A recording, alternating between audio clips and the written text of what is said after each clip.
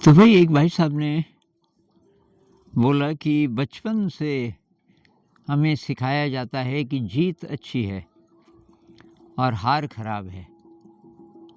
बचपन से संस्कार डाला जाता है माता पिता के द्वारा, समाज के द्वारा। जितनी चीज़ें हम देखते हैं, जहाँ जहाँ कंपटीशन है, जितने गेम्स हम देखते हैं, खेल देखते हैं कि जीत गए तो वाह वाह, और हार गए तो उसको ख़राब मानते हैं। कोई फेल हो गया परीक्षा में तो उसको ख़राब मानते हैं, पास हो गया तो उसको बहुत अच्छा मानते हैं। अब ये चीज़ धीरे धीरे धीरे बढ़ते बढ़ते जब ये कॉम्पिटिटिव एग्ज़ाम का टाइम आता है, ये बच्चे लोग कॉलेज में जब जाते हैं, कॉम्पिटिटिव एग्ज़ाम की तैयारी करते हैं, तो कोई कोई सुसाइड भी करते हैं।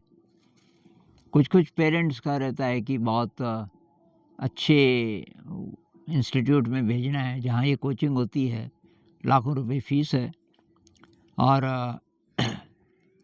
नहीं निकले तो उसको धिक्कारते हैं बच्चे को, माता पिता भी और लोग भी, रिश्तेदार भी। तो ऐसा क्यों है, जबकि बहुत सारी चीज़ें हम हार से ही सीखते हैं। बहुत सारी चीज़ें हम सीखते हैं क्योंकि जिधर आप कोशिश कर रहे थे उधर आप नहीं निकले, और उसके नहीं निकलने से फिर आप जो करते हो वो शायद कभी ना कर पाते। ऐसे बहुत सारे केसेस हैं। बहुत सारे ऐसे केसेस हैं जो ड्रॉप आउट हैं, जिन्होंने पढ़ाई ही नहीं की। कोई हाई स्कूल तक भी नहीं पढ़ा, इंटर तक भी नहीं पढ़ा, लेकिन उन्होंने जीवन में बहुत कुछ किया। ये मेरे ख्याल से ये कंप्यूटर टेक्नोलॉजी से जुड़े हुए कुछ लोग हैं। ये बिल गेट्स है और ये जुकरबर्ग है। ये लोग मेरे ख्याल से ज़्यादा पढ़े लिखे नहीं हैं, और ऐसे बहुत सारे हैं पूरी दुनिया में। हमारे रविन्द्रनाथ टैगोर जी हैं, जिनके पास कोई भी डिग्री नहीं थी, और मेरे हिसाब से वो दुनिया के सबसे आगे जो एजुकेशनिस्ट हैं उनमें हैं, और अभी समय से बहुत आगे हैं। हालांकि उनकी डेथ हुई, कितना समय हो गया, 80-90 साल हो गए होंगे, लेकिन अभी भी वो समय नहीं आया कि उनकी बात लोग समझ सकें। अभी टाइम लगेगा शायद। अब ऐसा तो है भाई, अब हम क्या करें। पहली बात, ये आया कहाँ से होगा? ये हार जीत की जो वृत्ति है, मेरे ख्याल से ये तो हमारी लोअर नेचर है, इंसान की जो घटिया वाली नेचर है। घटिया मैं इसलिए बोल रहा हूँ कि दो तरीके हैं एक्सीलेंस के, दो तरीके हैं ये बताने के कि मैं कुछ हूँ। ये इच्छा तो सब में होती है कि भाई मैं कुछ करूँ, तो उसका एक तरीका है दूसरे को पछाड़ के। जैसे वो कछुए और खरगोश की कहानी है ना, कि खरगोश को ये था कि भाई कछुआ चल तो मेरे साथ, और उसको पहले से पता था कछुआ तो बहुत धीरे चलता है तो मैं जीत जाऊंगा। किसी और से जीतना है, और इस चक्कर में बहुत सारे लोग अपने टैलेंट्स नहीं ढूंढ पाते। मान लीजिए कि आप मैथ में मेरे से थोड़े से अच्छे हैं, और क्लास में सबसे अच्छे हैं, आपके पास मेरा नंबर है। अब आप बस मुझे देखते रहते हो कि इससे तो मैं अच्छा हूँ, तो आप और जो जो चीज़ें सीख सकते थे आप वो नहीं सीखोगे। हम उतने से ही संतुष्ट हो जाते हैं। तो ये मेरे ख्याल से हमारी लोअर नेचर है। थोड़ा बहुत पार्श्विक वृत्ति कह लीजिए। जब क्राइसिस का मोमेंट आता है तो ये जो पशु लड़ाई करते हैं, जैसे फूड के लिए, खाना बहुत लिमिटेड है। एक थी जोनेथन लिविंगस्टन सीगल, एक बहुत फेमस किताब है, कमाल की, उसको ज़रूर पढ़िए। तो उसमें एक नया बच्चा पैदा होता है उस कम्युनिटी में, और माता पिता पहला सबक सिखाते हैं कि बेटा तेरा जन्म हुआ है इसके लिए कि जब मछुआरे चले जाते हैं और कुछ कुछ मछलियाँ छोड़ जाते हैं, कुछ कटी हुई, कुछ छोटी छोटी पूरी, उन पे कैसे तो जल्दी से झपट सके औरों से आगे, औरों से पहले। और लोग पहले चले गए तो तेरे हाथ कुछ नहीं आएगा। दूसरी बात, तू अगर लेट हो गया तो छीनना कैसे है? और ये हमारे समाज में है। या तो आगे निकलो, आगे नहीं निकल सके तो छीन लो, हो सके तो। कैसे भी करके तुम मालिक बन जाओ रिसोर्सेस के, नाम के, पद के। तो इस सब के पीछे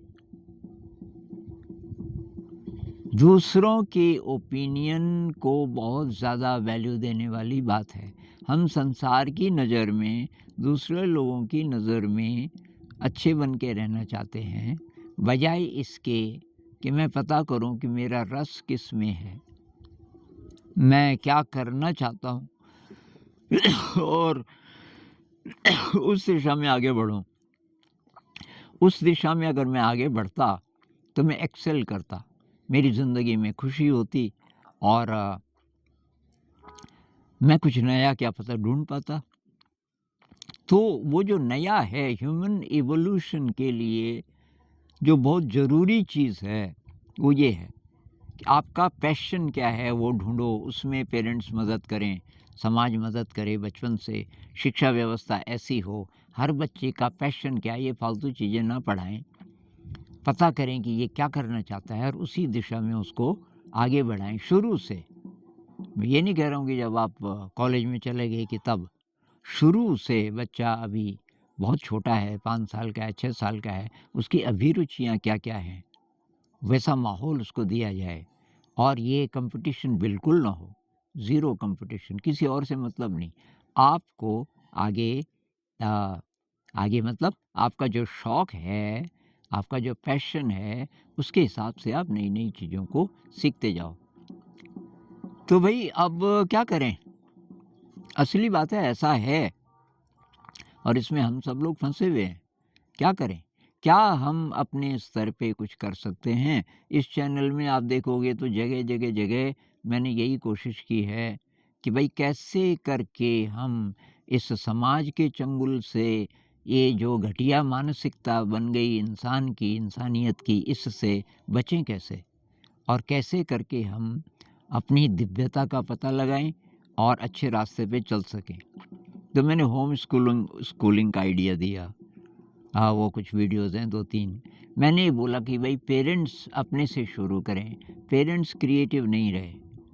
अब आपकी नौकरी है, मान लीजिए पैसा-पूसा है, अब बच्चे की देखभाल कर रहे हैं, खुद आप टीवी देख रहे हैं, खुद आप वो उस पे स्क्रॉल कर रहे हैं, स्मार्ट टीवी पे बच्चे को बोल रहे हैं कि पढ़ भई।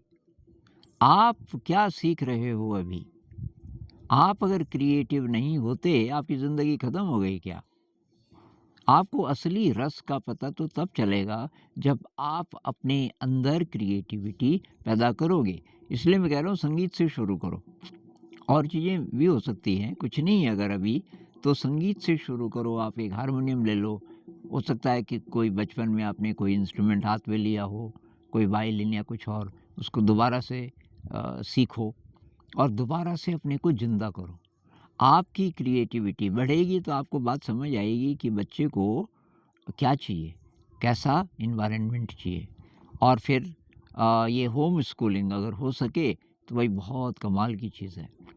फिर एक कॉम्पिटिटिव एग्ज़ाम में धकेलना ज़रूरी है क्या बच्चे को? भाई 1000 में से 1 बच्चा लिया जाता है, चाहे आप कुछ भी कर लो, 1000 में से 1, क्या वो ज़रूरी है? कल यहाँ मुझे मिलने 10 लोग आए राजस्थान के। 4-5 बुजुर्ग थे, बाकी सब नौजवान थे और एक लड़की कॉम्पिटिटिव एग्ज़ाम की भी तैयारी कर रही थी। तो उसके पेरेंट्स बहुत समझदार थे और जब मैंने उसको बोला कि भई तू फेल होने से अगर ना डरे तब तो कर ले। और पेरेंट्स कह कह रहे थे कि हम भी तो यही कह रहे हैं इसको, कर ले लेकिन स्ट्रेस मत ले तू, तनाव में मत रह कि पास ही करना है। इसको वो मुद्दा मत बना कि भई बेइज़्ज़ती हो जाएगी अगर फेल हो जाएँगे। तो मैंने उसको यही बोला, मैंने कभी इसलिए पढ़ कि उसमें ज्ञान है। तेरा इंटरेस्ट है? उसने कहा इंटरेस्ट तो है। तो मैंने कहा ज्ञान के लिए पढ़, कल के दिन किसी और को पढ़ा सकती है। निकल जाए तो बढ़िया, निकल जाए और जो भी नौकरी मिलती है वो तभी करना जब अच्छी लगे, क्योंकि घर तो ठीक-ठाक है, घर में कोई फाइनेंशियल क्राइसिस नहीं है, ठीक चल रहा है। तो उसने कहा कि हाँ, ये ठीक है, मैं चाहे फ़ेल भी हो जाऊँगी, मुझे कोई फ़र्क नहीं पड़ेगा, और ये ट्राई करती हूँ। ऐसा अगर पेरेंट्स बोलेंगे तो बच्चे आत्महत्या नहीं करेंगे फिर। और दूसरी बात, क्या बच्चे खुद तैयारी कर सकते हैं? क्योंकि ये जो कोचिंग इंस्टीट्यूट्स वगैरह हैं ना, इसका भी प्रेशर होता है बहुत ज़्यादा, उसमें बहुत पैसा खर्च होता है। अब कोई मिडिल क्लास फैमिली है, अब उन्होंने सुना है कि ये फलां इंस्टीट्यूट है और वहाँ भेजेंगे तो निकलने का ज़्यादा चांस है। मेरे ख़्याल से तो ये सब घर पे भी कर सकता है बच्चा। 2-4 बच्चे आपस में कोई वो बनाएँ, एक प्रकार का संपर्क बनाएँ एक-दूसरे से और बाँट दें सिलेबस को। भई तू इतना कर, तू इतना कर, और तब फिर वो शॉर्ट नोट्स बना के उसको शेयर करें, तो मेरे ख़्याल से बहुत जल्दी से ये हो सकता है। एक बात और, जो पिछले साल वालों के नोट्स हैं वो कहाँ जाते हैं? ये लोग शेयर नहीं करते क्या? भई जिन्होंने कॉम्पिटिटिव एग्ज़ाम की तैयारी की और अब नहीं कर रहे हैं, वो कुछ और कर रहे हैं, तो उनके नोट्स होंगे, सिलेबस तो लगभग वैसे ही होगा ना। तो ये कई तरीके निकाले जा सकते हैं कि या तो आप ये ऐसी जगह जाओ ही नहीं जहाँ बहुत ज़्यादा स्ट्रेस पैदा होता है, और या ऐसे ढंग से उसको करो कि भई रिलैक्स ढंग से। और ये जो फेल पास है, ये वही बच्चे के दिमाग से शुरू से निकाल देना पड़ेगा माता-पिता को, कि बेटा इसमें तो निकले तो बढ़िया, नहीं निकले तो इसका मतलब तू कुछ और के लिए पैदा हुआ है, कुछ और ढूँढ। ऐसा अगर हो जाए तो कमाल हो जाए। तो जो बच्चे नहीं निकलते, उनके लिए ये बहुत बड़ा मैसेज है, और जो अब तैयारी कर रहे हैं इस साल, भई फेल फुल से घबराना नहीं। फेल हों, पास हों, कोई बात नहीं, लेकिन हम जितना पढ़ेंगे, बहुत अच्छी तरह पढ़ेंगे। कोई स्ट्रेस नहीं, कोई स्ट्रेस नहीं, और परीक्षा में बिल्कुल मत डरो। कुछ बच्चों के कमेंट्स आए अभी आजकल, कुछ के पेपर्स हो रहे हैं कि याद तो था, अब वहाँ नहीं लिख पाया, भई घबराहट के कारण। इसलिए मैंने बोला एक वीडियो में कि पहले जब तक आपको पेपर नहीं मिलता, तो 10 एक मिनट होते हो मेरे ख़्याल से। जब आप अंदर घुस गए, आप रोल नंबर वग़ैरह लिख रहे हो, अभी पेपर नहीं मिला, 10 मिनट, 15 मिनट उसमें ध्यान करो। आँख बंद करने की ज़रूरत नहीं है, आँखें आप ऐसे खोल के रखो, और ये पेरिफेरल विज़न, मतलब किनारे ज़्यादा देखो, तो उससे जल्दी कंसंट्रेशन होता है। आँखों को हिलाओ नहीं, और 10 मिनट ऐसे रह जाओ, और उस बीच एकदम शून्य में चले जाओ, उसका बहुत ज़्यादा असर होगा। तो कुल मिला के बात है, ये बात तो बहुत गहरी है भई। ये जो हार-जीत का है, ये लोअर लेवल की बात है। इंसान जब थोड़ा-सा डिग्रेड हो गया, तब ये सारी चीज़ें, अभी जो ह्यूमैनिटी है, मेजॉरिटी ऑफ पीपल, तो ये जो ह्यूमैनिटी है बहुत डिग्रेडेड लेवल पे जी रही है, इसलिए सारी प्रॉब्लम्स हैं। और अगर हम इवॉल्व होना चाहते हैं, तो इन चीज़ों से हमें ऊपर उठना पड़ेगा। तब कंपटीशन नहीं, कंपटीशन की जगह होगा एक्सीलेंस।